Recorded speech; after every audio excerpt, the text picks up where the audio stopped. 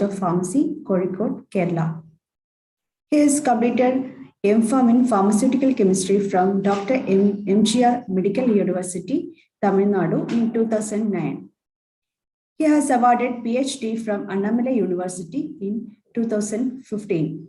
Dr. Akash Marathakam has several publications in multiple fields, demonstrating variety of interest and also several publications with many overseas universities and institutions. Moreover, he has conducted and attended several seminars, conferences, and workshops. He has authored a number of books, chapters, and editor of textbook on concise medicinal chemistry for B.Pharm students. He is a member of International Society for Evolution, Medicine and Public Health, American Chemical Society, and lifetime member of APTI.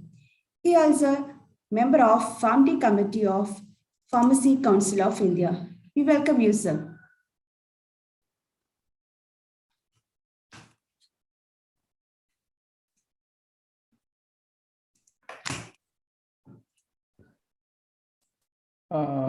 Thank you, Praseena.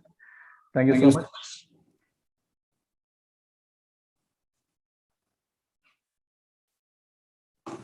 So, good morning to all. I know that this lecture is listened by the pedagogical experts and senior teachers from various parts of the country. If I make any factual errors, please do correct me. Let me share my slide.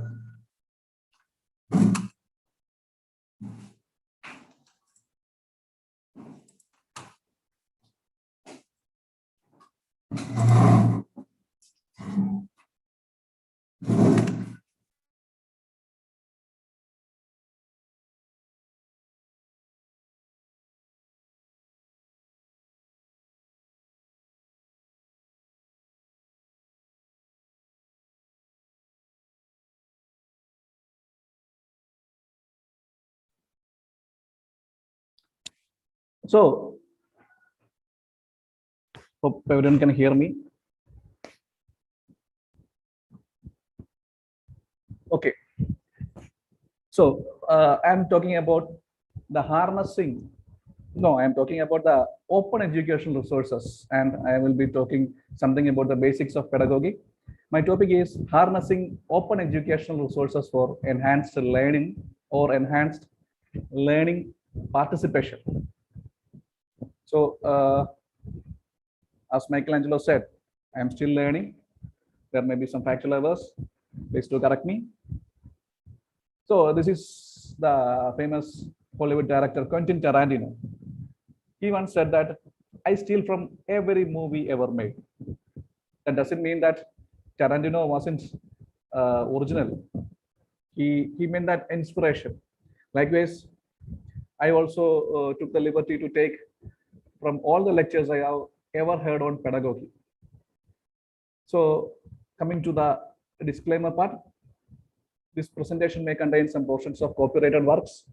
I believe that it is properly attributed the credit. This presentation is intended for educational purpose only. The opinions and statements made in this presentation is solely mine only, and it does not represent my institution or my organization. So, with this presentation, I would like to tell something about the pedagogical objectives and challenges, the post and pre-COVID scenario, and how can we fill the curriculum gap utilizing the open educational resources. So, during the last 2 days, all the speakers have been mentioned about Bloom's taxonomy, but I am sure that we cannot start pedagogy without Bloom's taxonomy. So we will divide the Bloom's taxonomy into, somebody has raised his hands, anything to say? We will divide the Bloom's taxonomy into 3: cognitive, affective, and psychomotor.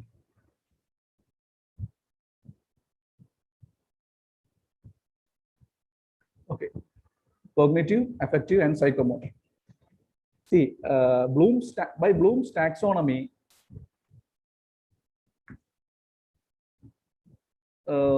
we can divide the Bloom's taxonomy into three, that is cognitive, affective, and psychomotor domain. It is a set of three hierarchical models used to classify educational learning objectives into the levels of complexity and specifically how to learn or what are the objectives of learning. So in Bloom's taxonomy, we all deal mainly, our curriculum deals with the cognitive domain only. That is, we can, I like to coin that cognitive domain term as knowledge. And in the affective domain, and knowledge, of course, in the cognitive domain, it is, we all know that remembering, understanding, applying, analyzing, evaluating, and creating. And this attitude level and skill level are not much implemented in our curriculum. The affective domain means receiving a phenomena, how the student, how we are receiving a phenomena and how we are responding to that phenomena, valuing, organizing skills, internalization of values, that all comes in the affective domain. And the third one, psychomotor domain, which comes under, which I can coin it as skill set. So this, in the skill set, we have in our curriculum, our practicals and all, we can coin that skill in the taxonomical level.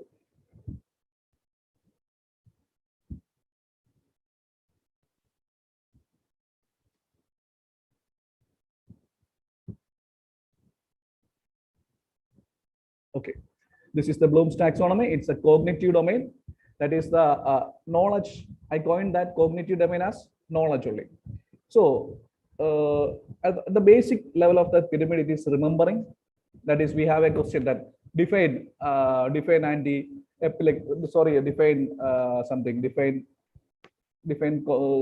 cognition. So define, identify, recall, recite. All these comes under remembering. Unfortunately, our curriculum mainly deals with this at the basic level, at the base of the cognitive domain of Bloom's taxonomy. Then it goes up when after remembering, it comes understanding, where we can say that we will use questions like demonstrate, summarize, how will you identify, how will you paraphrase, interpret. All these things comes under the understanding domain. So another one is apply, analyze, evaluate, create. So I would like to collectively set all these cognitive domain into knowledge. That is K. I will use further in my coming slides. I will use it as cognitive domain. I will denote it as K. And in the affective domain, I will denote it as A. And Bloom's taxonomy, psychomotor domain, I will denote it as S. So this is Bloom's taxonomy. I am not going into further details because the first day, all the three speakers were explaining about Bloom's taxonomy. And I would like to tell something about this Miller's pyramid. This Miller's pyramid. Actually, this pyramid, this is something like the Bloom's taxonomy also, but it is more into the clinical side. It is a way of ranking clinical competence both in education and in workplace. So a student, for example, our PharmD students, the first 2 years or 3 years, they only go, they are only in the base of this pyramid. That is knows and know-hows. They doesn't have to perform or show anything. They don't want to do anything that does anything. So the basic level learning comes under the base first 2 steps of this pyramid. The basic level learning comes under the first 2 steps of this pyramid. And an advanced learner, he goes into the next level of this pyramid. For early learners, this knows and know-hows may be useful. And for advanced learners, the level goes up. And for advanced learners, the level goes up. And as we know, and also the higher levels of the pyramid reflect the performance in practice, not in classroom. As we know, the higher level means demonstration of learning, performance integrated into practice. All these things comes in the higher level and it cannot be performed in classrooms. For example, the doctor can learn things, the cognition, the learning, the knowledge, that is the knows and knows how. That comes in the classroom, and what he apply in its daily practice, that is that what we do in the labs, that what we perform to the society or in the hospital, that comes in the higher levels of the pyramid, that is do's and shows. So, and another thing, so I have mentioned something about this Bloom's taxonomy, and I have mentioned this Miller's pyramid. And another thing, the national education policy of 2020 has, before national education policy also, the competency based education was there, and the autonomy is the solution for all the curriculum based problems that we consider. So the competency based education approach allows the students to master a skill or competency at their own pace, regardless of environment. This method is tailored to meet different learning abilities and can lead to more efficient student outcomes. So, competency-based education. So, what do you mean by competency-based education? In competency-based education, or the curriculum framed by the competency-based system, the student can communicate, he will develop the creative thinking, critical thinking, he will be having social responsibility, positive personal and cultural identity, personal awareness and responsibility. So communication, that's a competency based syllabus. In our old NCERT textbooks and new syllabus and all the new curriculums framed will be based on competency based syllabus only. I think the Pharmacy Council of India is also framing the new syllabus. They are mentioned the competencies. So these are competency based. The pros and cons of competency based education. See, the competency based, in competency based education, flexibility will be for all students, no matter their knowledge, backgrounds, or literacy levels. But what are the cons means that key competency must be defined for each class. I will explain what you mean by competency. In competency-based education, equity will be achieved. The assessments must be more meaningful and creative. Students are better prepared with skills necessary to succeed as adults. And students learn how to be better learners, and they take responsibility for their education. But in traditional learning, teachers must be constantly aware of student progress, whether they are passing the exams or not. We have to push them, we have to give them external classes, we have to give them external coaching to anyhow to get them graduated at the age of 18. That's a way of traditional learning, whereas in competency-based learning, the student-centric curriculum will be there, and the students know how to be better learners and take responsibility for their education. So I am telling a few of the teaching learning methods, that is lecture, group discussion, simulation-based, bedside teaching, problem-based learning, demonstration, role play, audiovisual, seminars, and assignments and tests. I am telling about the pre-COVID scenario of education. So in competency-based curriculum,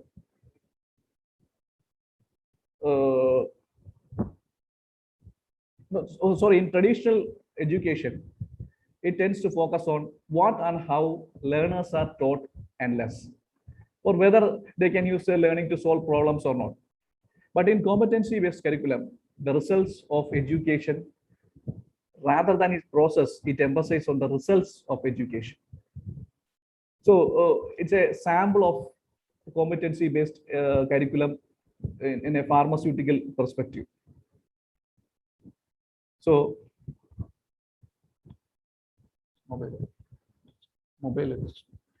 discuss and differentiate. So here are some competencies. For example, one competency says, discuss and differentiate compartment and non-compartmental model. We can think it as a biopharmaceutics. It's a syllabus or question in biopharmaceutics. The competency is discuss and differentiate compartment and non-compartment model. In which level the competency of this thing is considered to be a competency? There is this a competency must or a desirable, whether the student has to study or not? Yes, the student must study. In Bloom's taxonomy, where will this section will come? Compartment model or non-compartment, the difference between compartment and non-compartment model. In Bloom's taxonomy, it comes under the basic level of the pyramid. Bloom's pyramid, it comes in the base step of the pyramid. It comes in the knowledge level only. What is the suggested teaching learning management? We can teach it by lecture, or we can teach it by group discussion.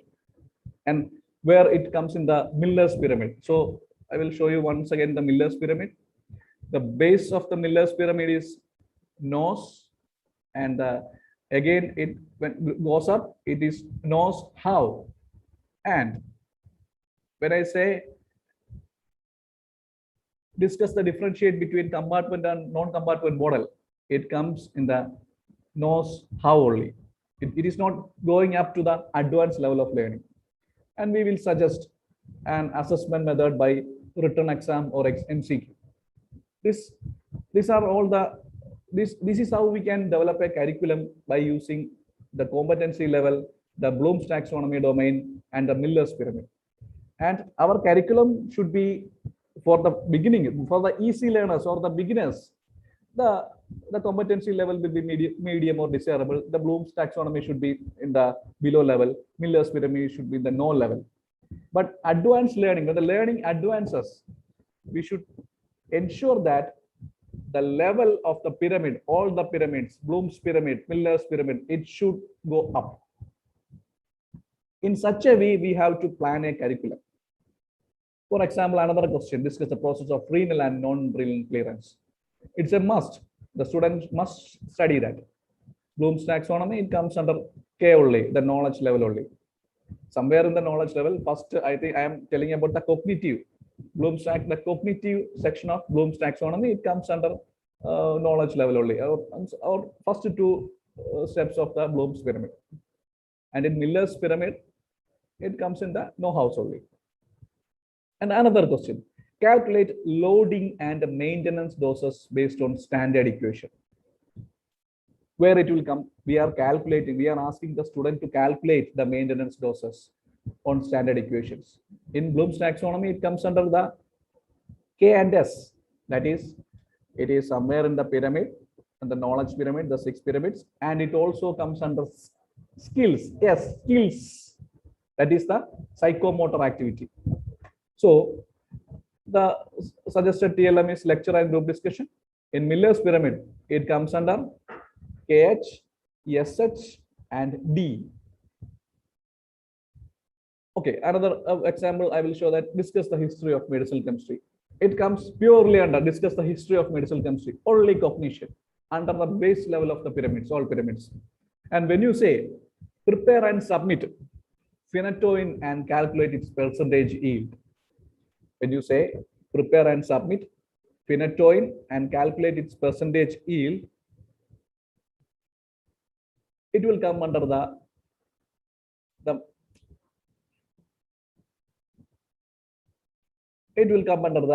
we have to, the competency is a must. In Bloom's taxonomy, we can say it is under the K and S. That is, it is somewhere in the creative level, and also it has some psychomotor activity also. Psychomotor skills also we are developing. So it comes under the KS level. And we can suggested teaching learning management is lecture and practical exams. In Miller's pyramid, it all comes under K, SH, and D. He does the product. He calculates and prepare the phenytoin. So he is performing. So it is advancing, and all these are just examples. We can argue. It's are all my arguments or my opinions, just examples for showing how the curriculum should be going upwards the pyramids of both Miller and Bloom's pyramid. So also to check whether the competency level relevance of another course in another semester integrates with the current one. So if we teach medicinal chemistry in one semester and we teach pharmacology in another semester, both should have some correlation. It has the same drugs are studying there. There should be an integration. There should be a correlation, which we have to mention in this. It's a vertical and horizontal lines we have to draw using this Mellers, Bloom's, and competency level curriculums. So all these things were there, and assessment methods. I am telling you about an introduction about the pre-COVID era education and their assessment techniques and what happened next. So before we were having, and now also we are having written exams, MCQs, Viva VOC, practical exams, simulation experiments in pharmacology and all. We are having simulations because the animal experiments were banned for many institutions. For UG level, the animal experiments were not there. So we use simulation experiments for assessment, case presentation, problem solving, etc., etc.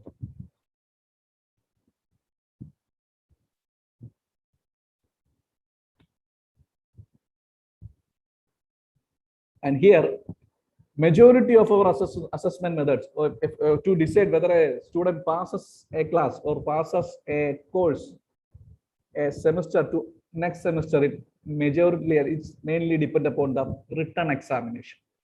So written examination, for I am just telling an example of the centralized examination scenario. I'm just telling a middle level teacher handles 2 theory, and assume or imagine that a middle level teacher handles 2 theory and 2 practical subjects per year. He or she spends about 300 hours of teaching, handling theory and practical each year.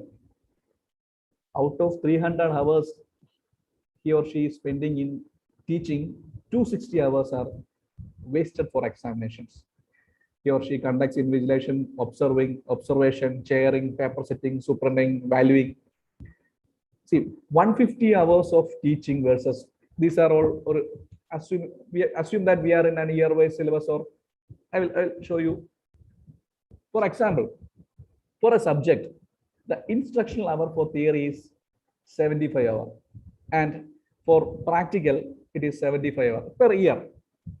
So per year, 75 hour teaching, 75 hour practical, teaching theory, and 74 hours for practical.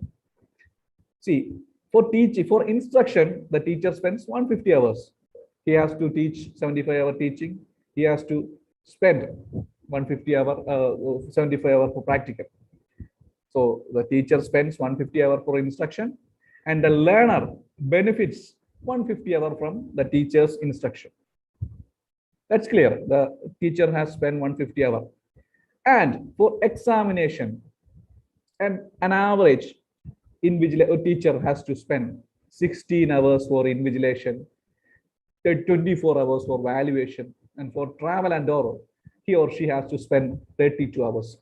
So in turn, in total, a teacher has to spend 120 hours alone for examination. So that is not spent wisely or judiciously, because a teacher is spending 270 plus around 300 hours, and out of that, only 150 hours is benefited to the learner. So we can say in short that we teach a student for 1 year. We teach a student for 1 year, and we assess the student in a 3-hour exam. So whatever the student learned in 1 year is assessed in 3 hours. So that's clear. Whatever a student learned in 1 year is assessed in 3 hours. And what happens in the valuation or the assessment? The teachers went for valuation, and that 3 hours is valued in 10 minutes of a single student's paper is valued in around 10 minutes or 5 minutes. 10 minutes, we can say just 10 minutes.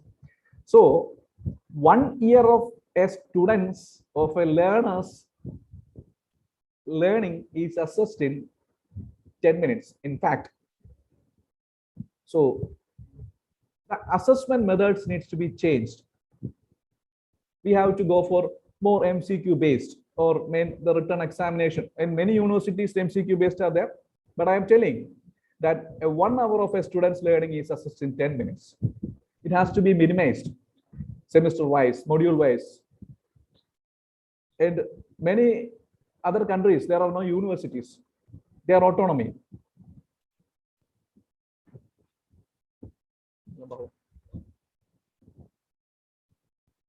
Okay.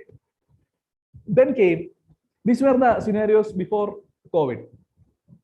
And then came our villain, the COVID-19.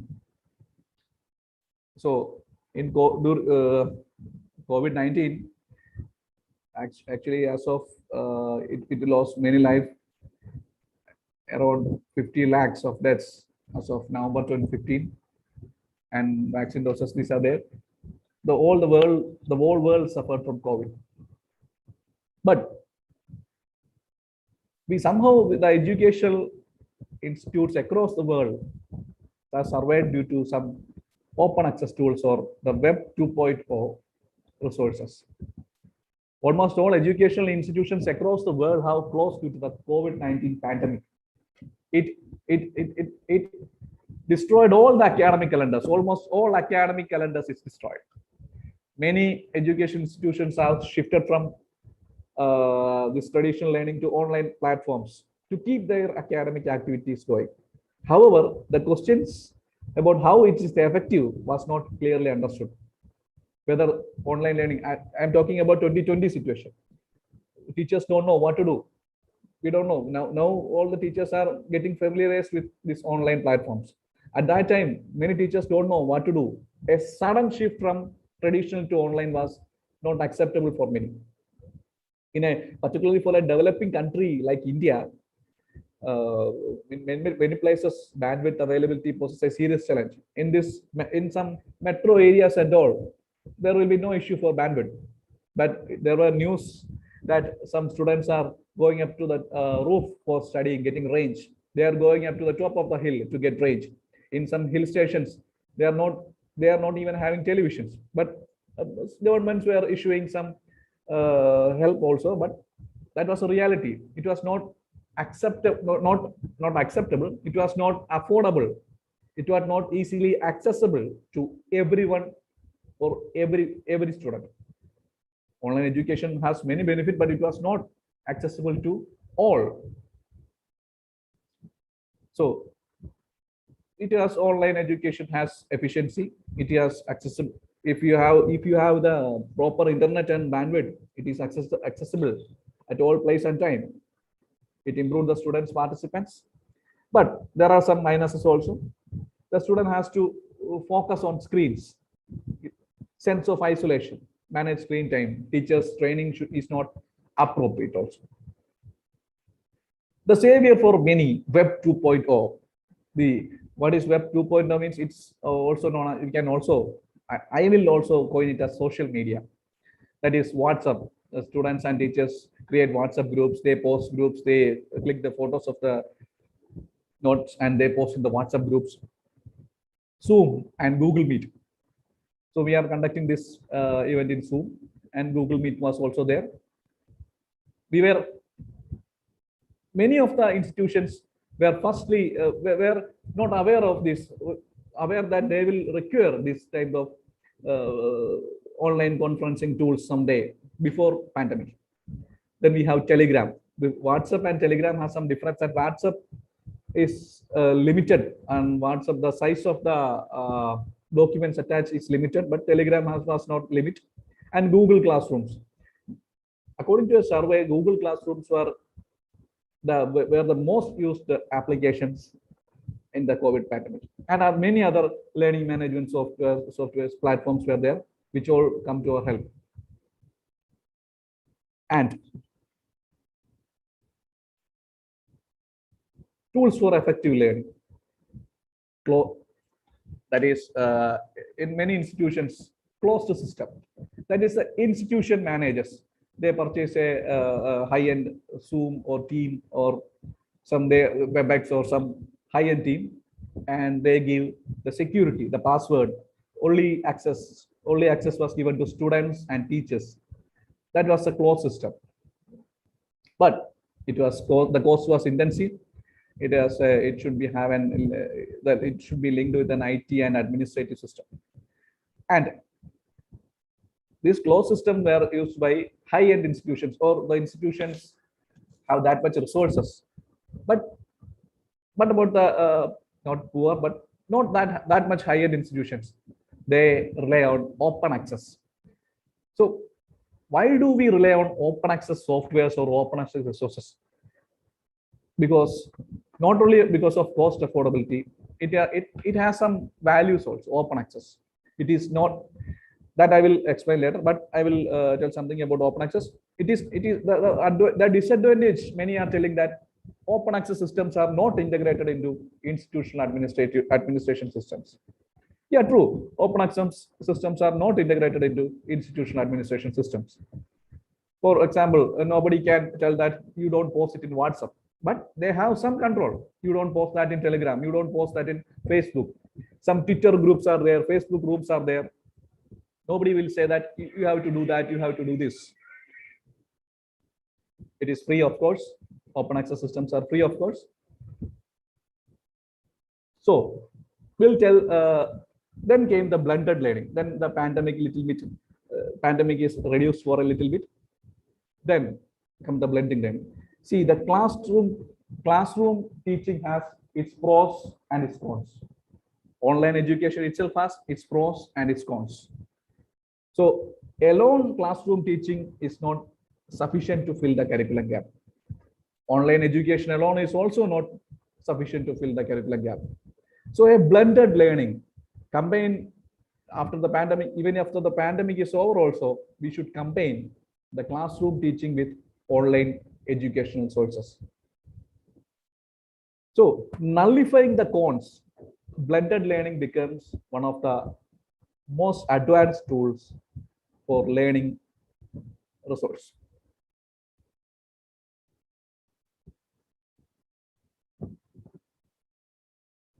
So digital education. So digital education, open resources are cost effective. There are many digital educational softwares or educational sources are there.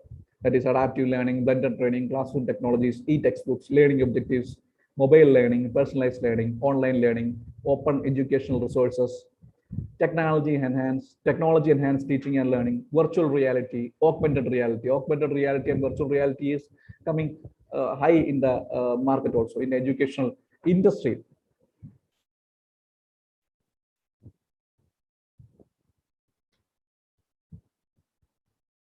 So, for example, to enhance the learner participation,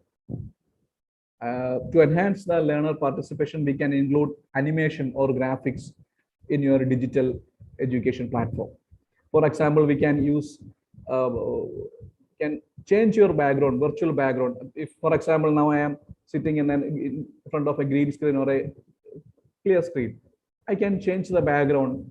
I can change my PowerPoint into the background, or I can do something like that. We can introduce some graphics to our lecture. Such simple ways can enhance the learner participation. For example, the sugar absorption, we can use some graphics. For chemistry structures, we can draw the structures. Likewise, we can improve the learner participation by using this animation and graphics. We can change the virtual background. We can use some motion tracking techniques to teach the synthesis of chemicals, some molecules. We can use motion tracking and 3D models. All these are available in open source technologies. See this.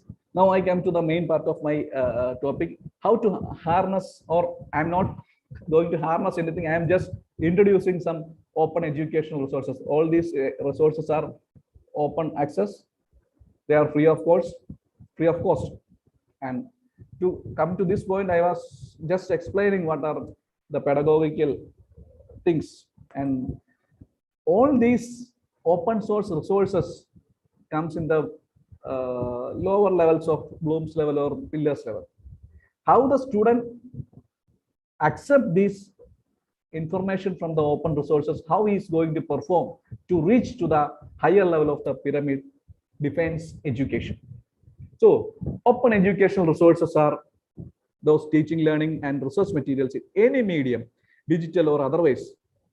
It should reside in the public domain, and it should have released under an open license that permits no cost access, adaptation, and redistribution by others with no or limited restrictions. I will show you an example, just like there's a diagram I have shown. This is the Bloom's taxonomy diagram.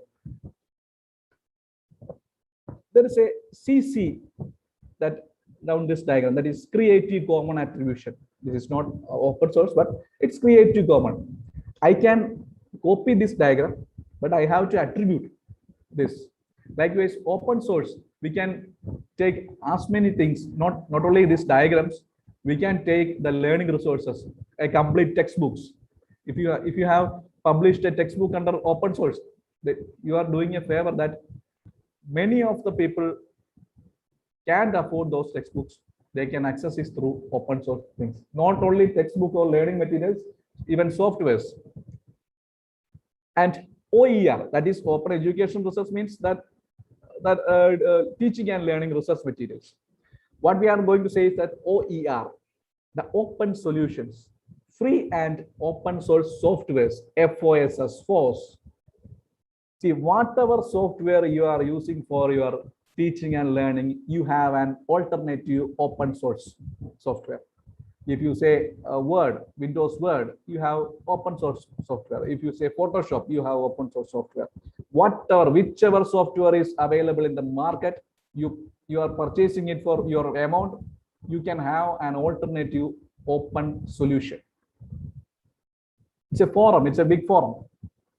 So these are open educational resources. So I will tell, I'm not so particular about calling Google as an open source, but the Google for education. See, I have told that we can use the background sharing. So I'm just showing you an example that we can change the background into the PowerPoint. That's a comment I have received. How did you change that background? It's so simple. We can now. I can do it live because I'm trying to change my background to my PowerPoint.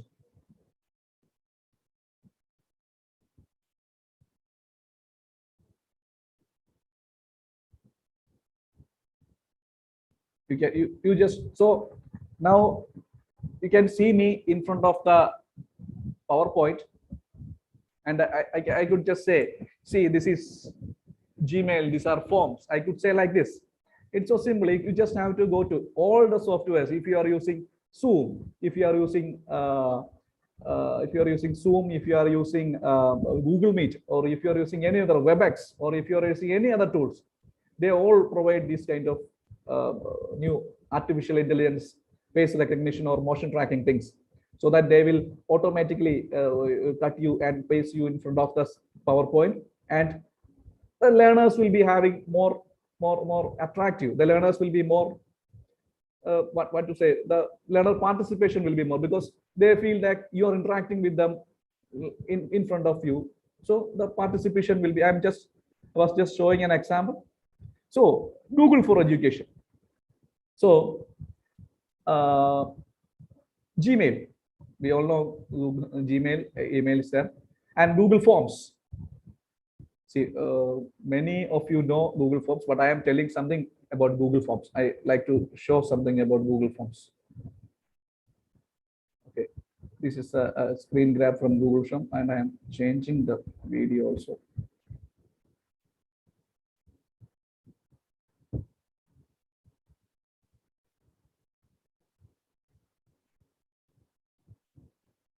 Okay. So Google Forms. Let me go to a Google form here in my laptop. I'm going to a Google form. I'm going to a Google form.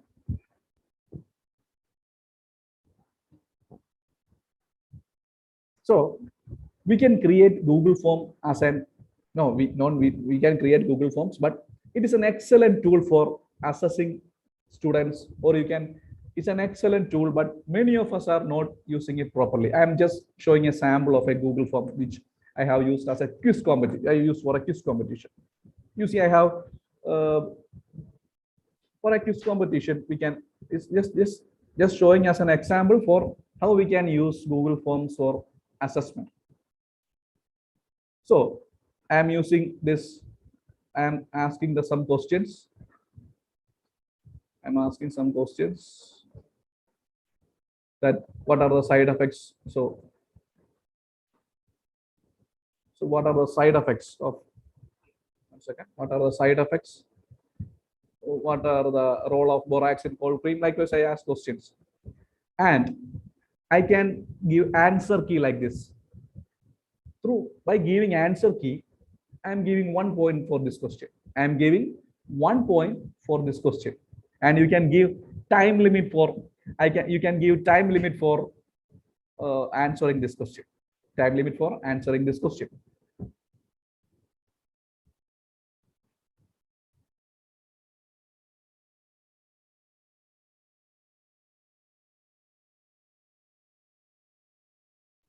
Okay, we can give time limit for answering these questions, and the responses we can get easily in a how much, what is, how many people answered the first question, what is the side of gentamicin. 65, 67 out of 185 answered the questions. We can get a graph of this, how many people answered this.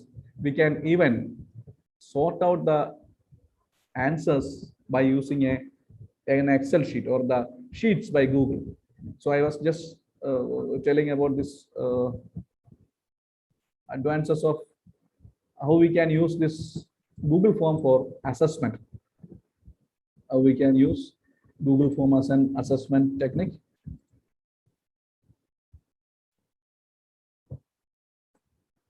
Okay, coming back to our presentation.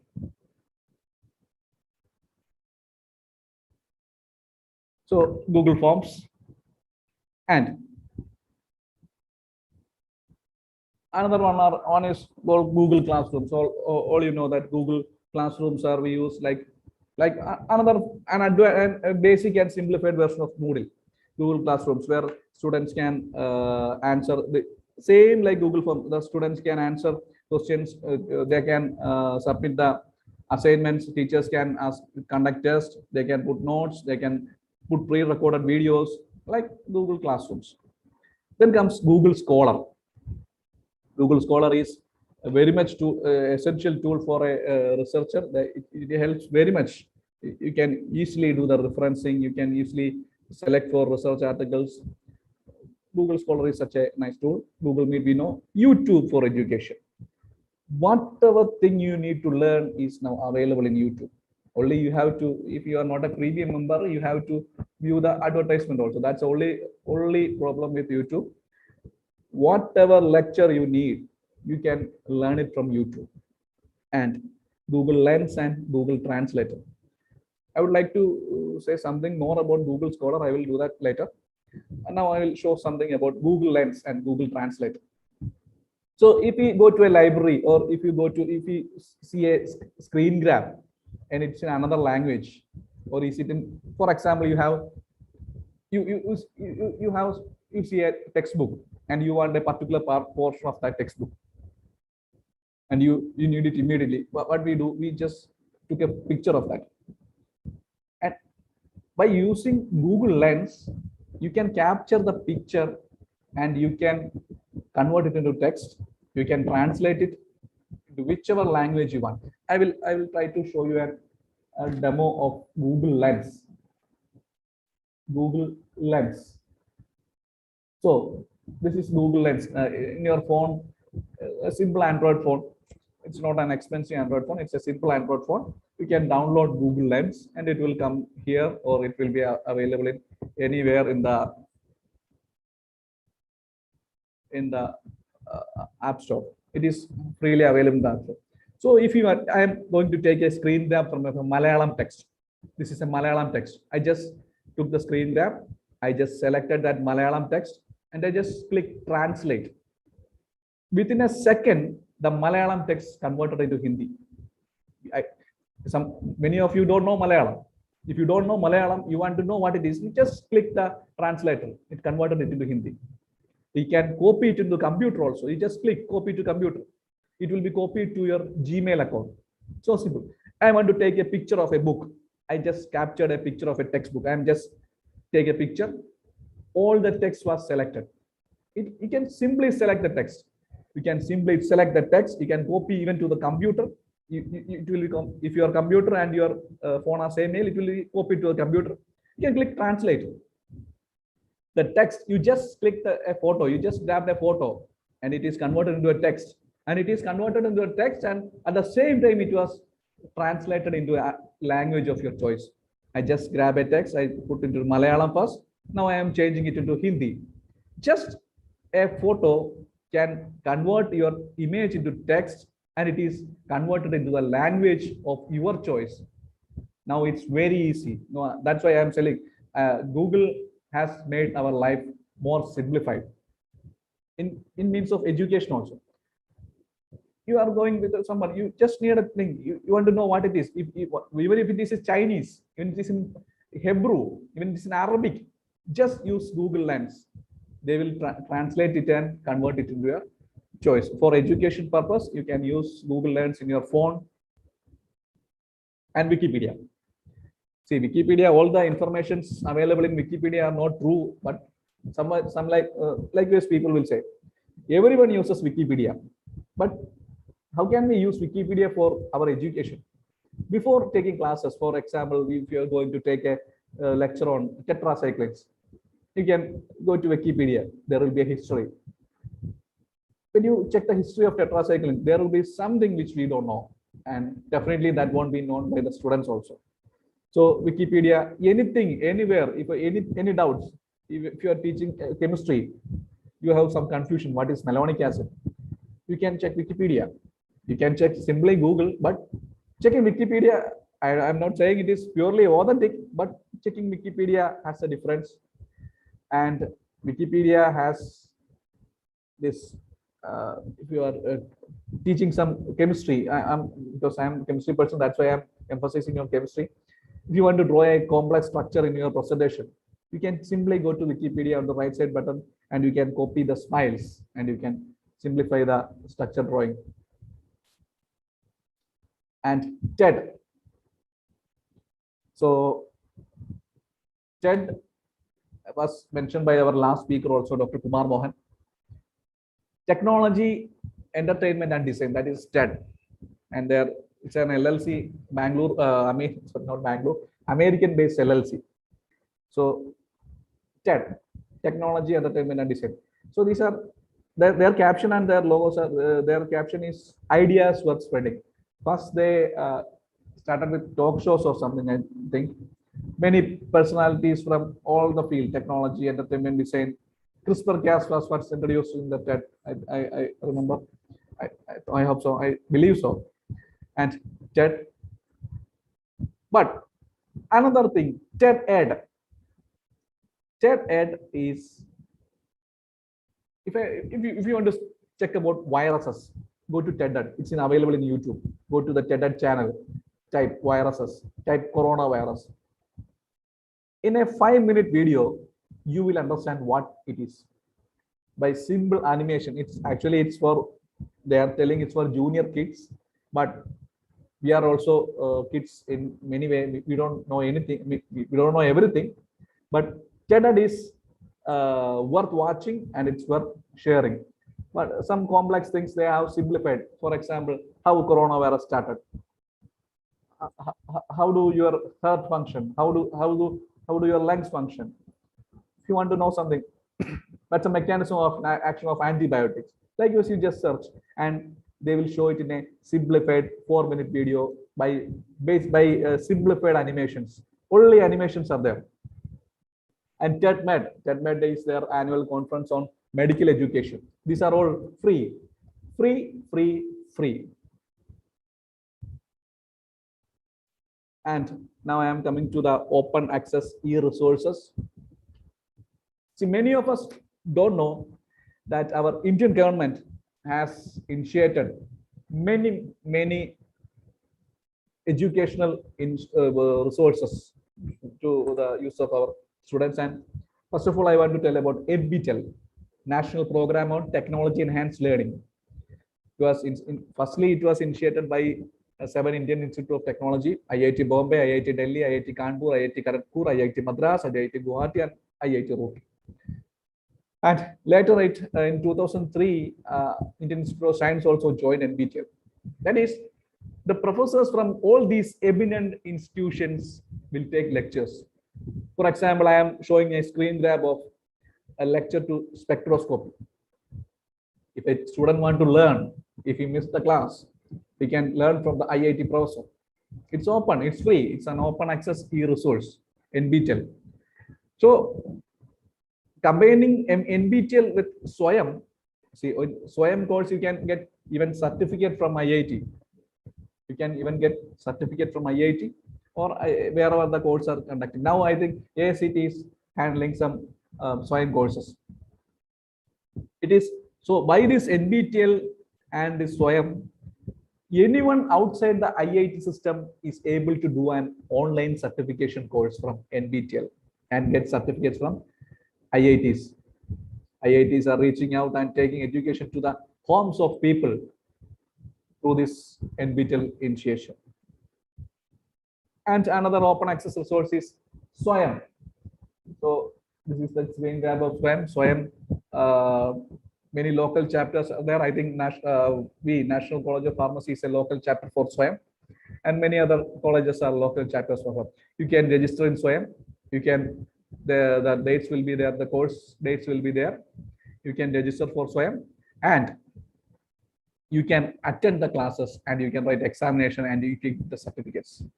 That's SWAYAM. SWAYAM is a very good open access e-resource for the learner who wants to learn. Another thing is SWAYAM Prabha. See, in Kerala, we have Victor's channel, that is for the primary students to, I think for 1st standard to 12th standard, they are conducting classes. In this Victor's channel, all the classes are live. The channel is free, of course, and it is funded by the government of Kerala. Likewise, Indian Ministry of Education has started this SWAYAM Prabha. Almost all branches of science and education is mentioned, or they are taking classes in this SWAYAM Prabha. SWAYAM Prabha is a educational channel. It is available in online, available via online and also by DTH or this cable communication. Another open access e-resource is Vidyamitra. Vidyamitra, we can search the text, we can search for the resources, we can text for the textbooks which are available in the Pathshala. All the teaching learning is available in this Vidyamitra. Also, we have E-Gnan Kosh. It's also an open e-resource initiative. And now I came to the site of National Digital Library of India. I would like to go to this site, and I will show you.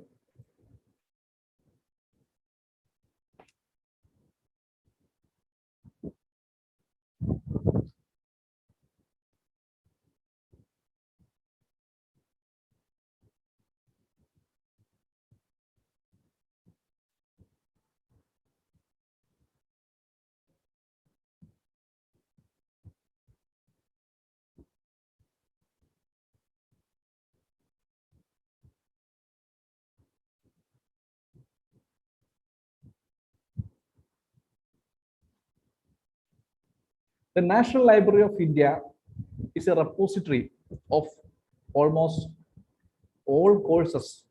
We can search whatever documents you want, whatever resources you can find, whatever ideas you have there.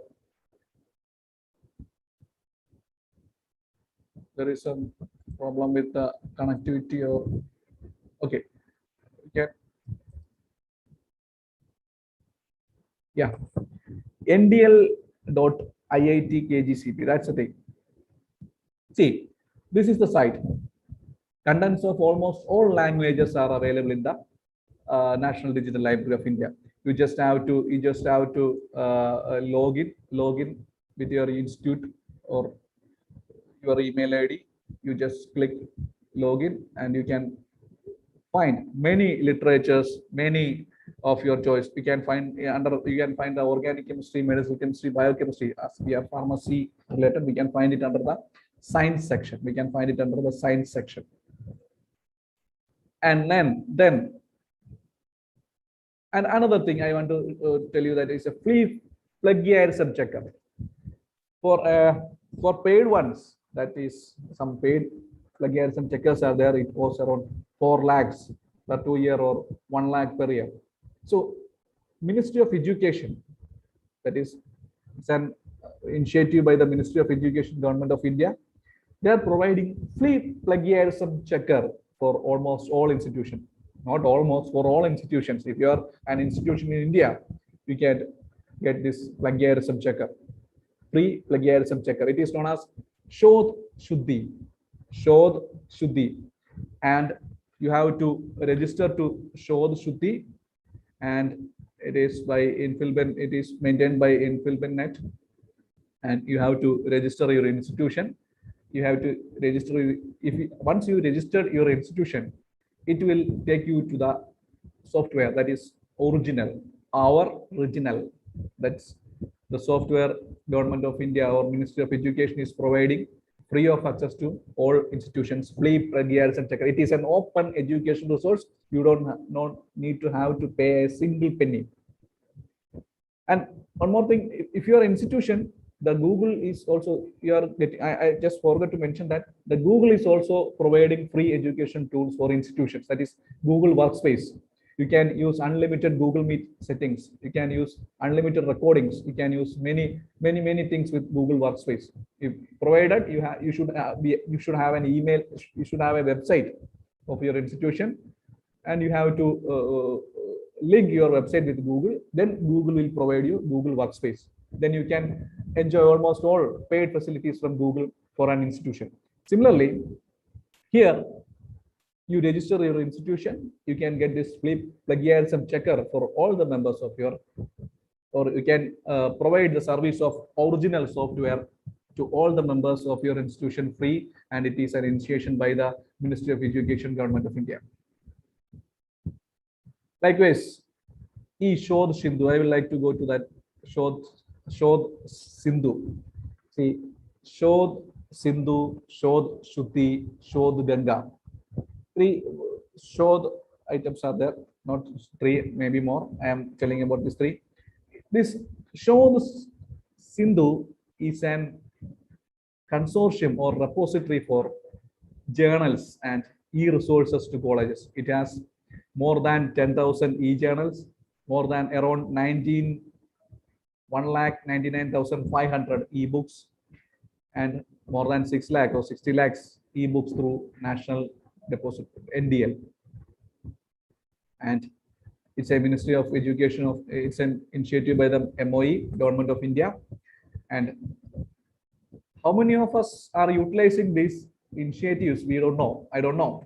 But we can access all these resources for free.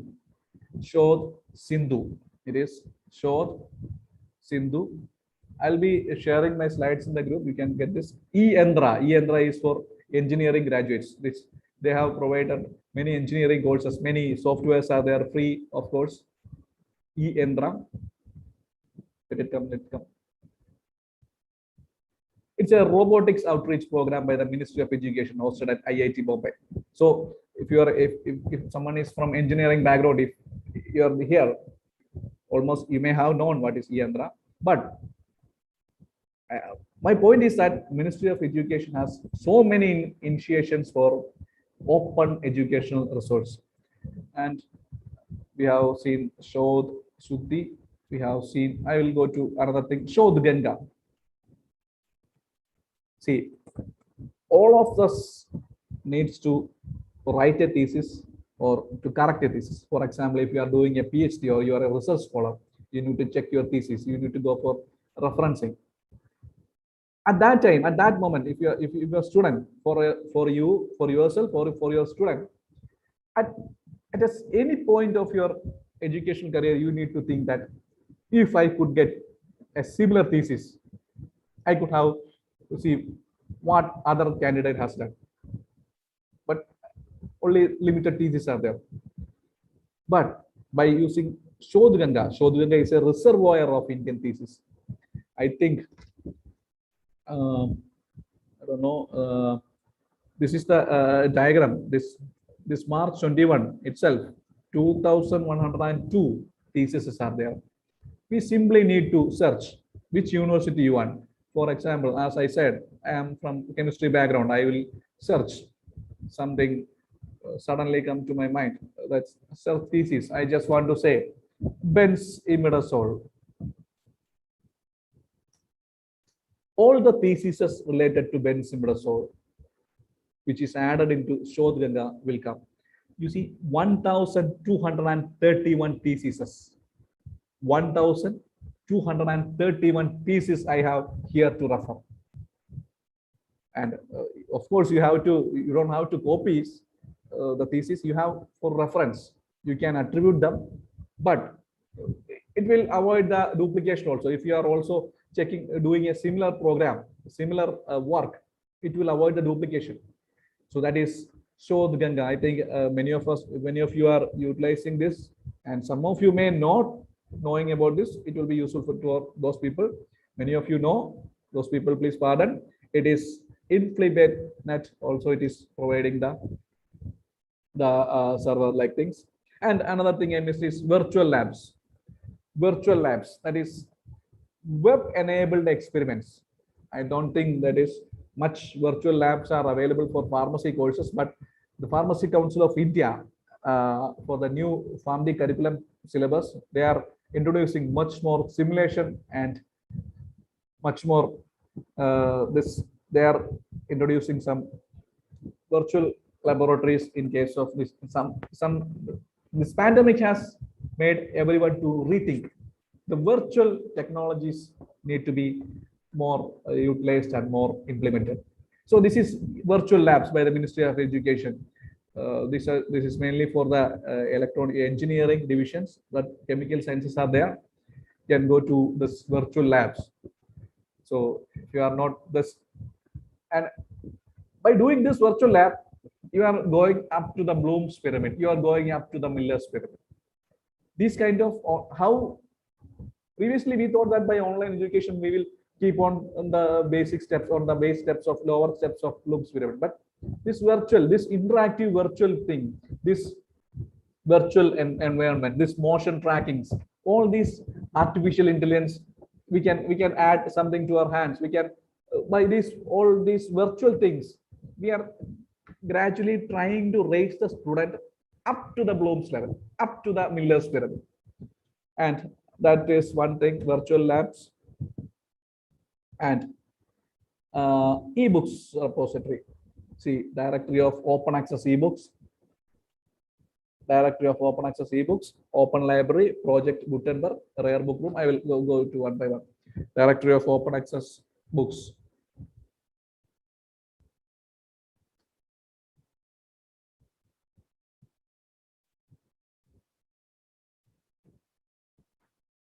It's a community-driven discovery service that indexes, provides accesses to scholarly, pre-reviewed, open access books, whichever you want. You want sociology, you want political science, you want crime and criminology. It's not limited to this. It has many other subjects and many books are there. I think now it is having around 45,020 books in their repository. And many of the students are using the pirated things, like for literature research, they are using this pirated. Those pirated things are not promoted, but charging some articles or resources for high amount is also cannot be justified. So don't go for those pirated. You can there somebody are using Sci-Hub, somebody are using LibGen for those.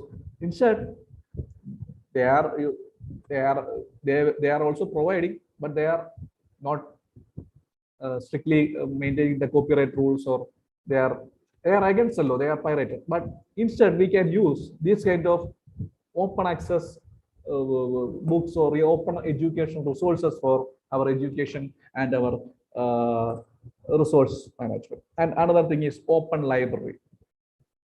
Open library.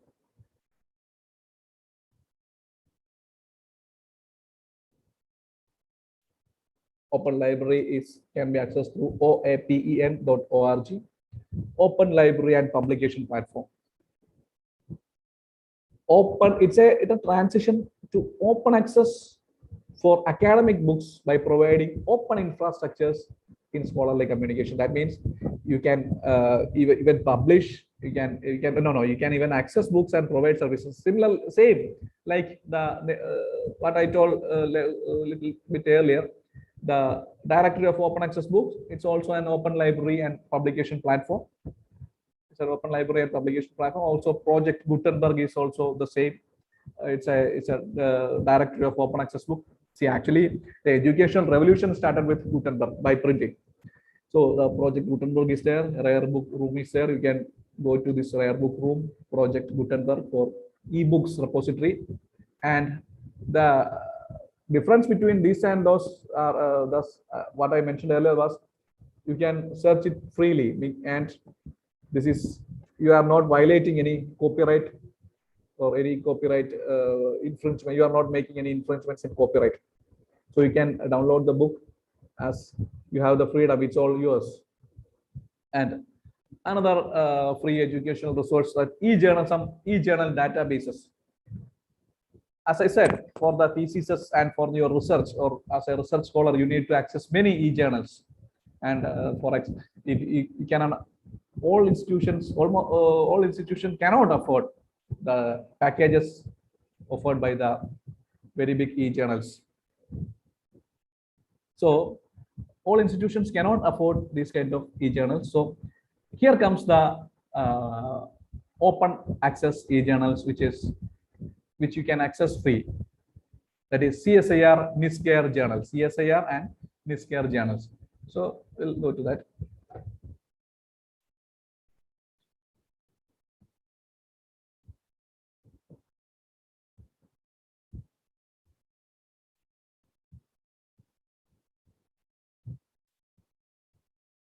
So CSIR, NISCARE journals, their research journals are there.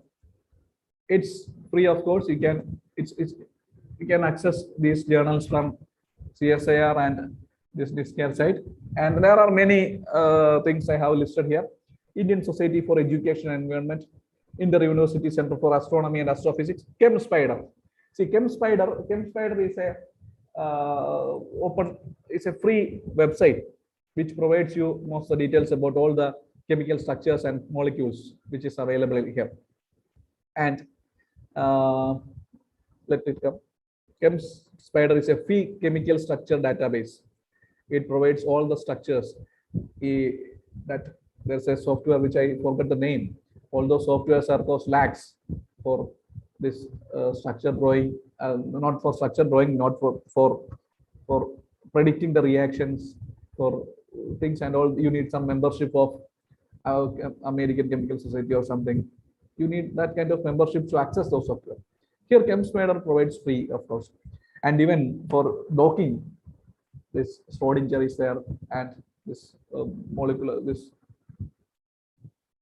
many other paid softwares are there. So all the same, we have Autodoc also is there.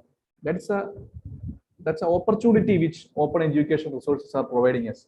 You don't need to spend 15 lakhs for docking. You can do it free in the Autodoc. If you are not if you are a little bit ready-made thing, you can go for Chimera. You can go for Autodoc, this SwissDoc. They will provide free docking. So what I said earlier is that whatever thing you are performing in a paid software is also having an open source alternative. You just have to check for it.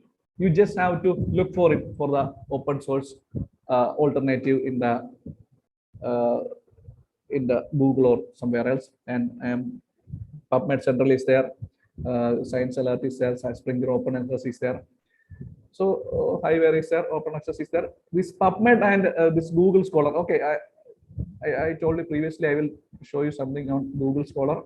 Many of you know, and some of you may find it useful. So I am going to a Google Scholar page. It's scholar.google. It's scholar.google.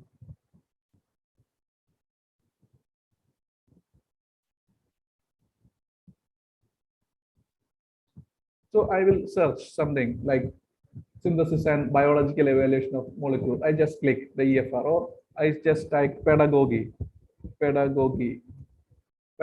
education. I want to write an article in pedagogy. Almost all the sources are kept. Same way we can use PubMed also, which I showed earlier. Same way which we can use PubMed also. We can click which time I want the recent articles. I need only the pedagogy in education since 2021. I click since 2021. These are the pedagogical articles from since 2021. And I need to cite this. I just have to click this mark, and it will show you the references in different citations you need. Krishna Sora, likewise you can see. And if I need to use much more, you can get, even sometime you can get the full text also. This is the use of Google Scholar. You can use it. You can create your own profile like Scopus or Publons. Google is freely providing you a Scholar ID for also.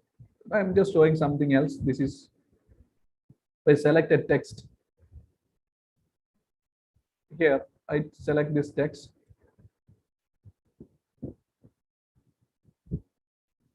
I earlierly I shown the Google Translate with Google Lens. If I select this text and I click translate, it translates to whichever language I want. FH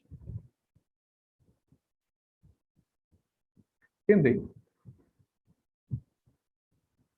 I have to shift it to Hindi. Translate this way of Google Translate.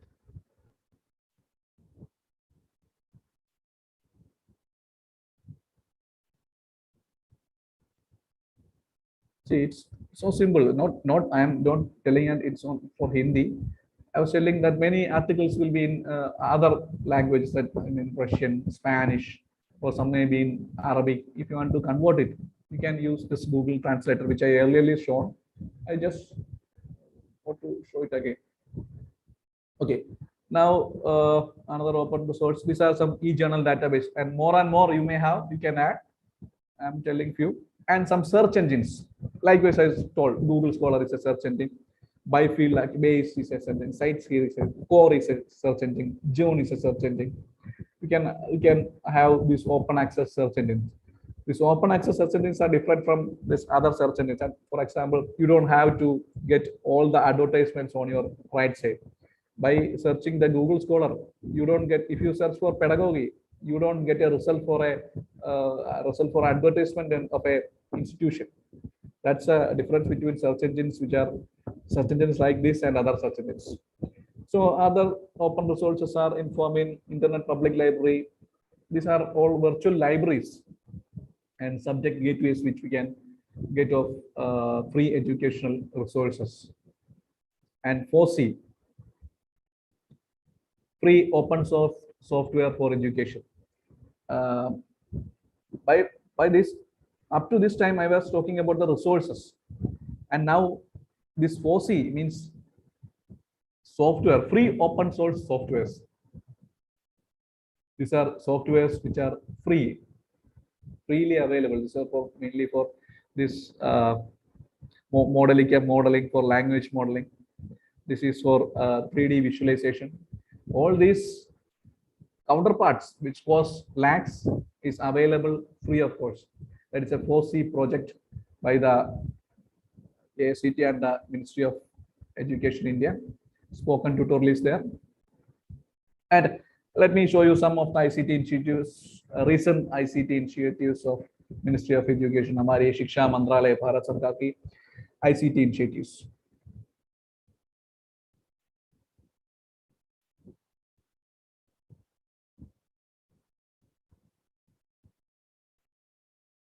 See, Swayam, which I have already talked about, Swayam and Swayam Prabha, National Digital Library, e-Padashala. E-Padashala provides free ebooks to up to PG level. You can get free ebooks up to PG level.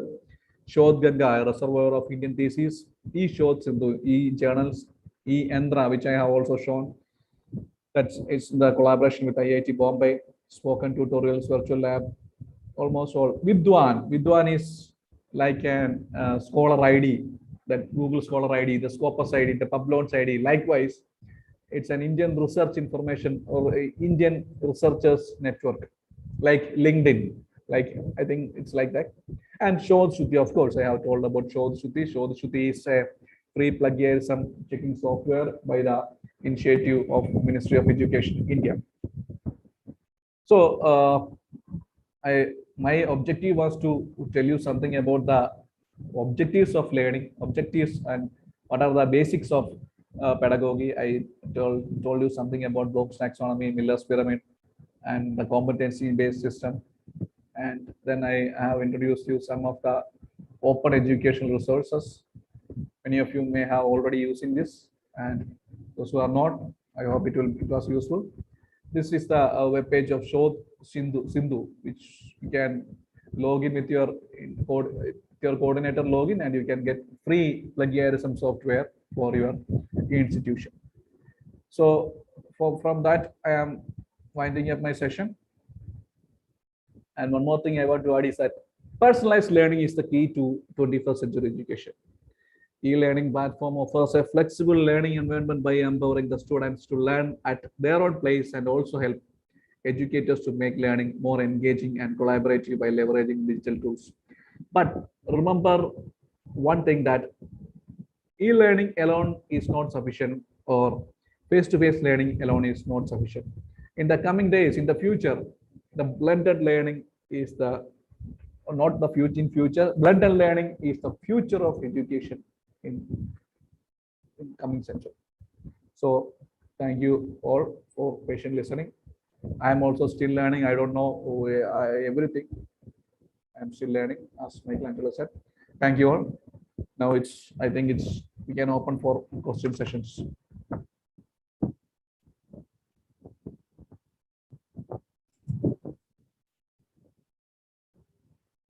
Any questions?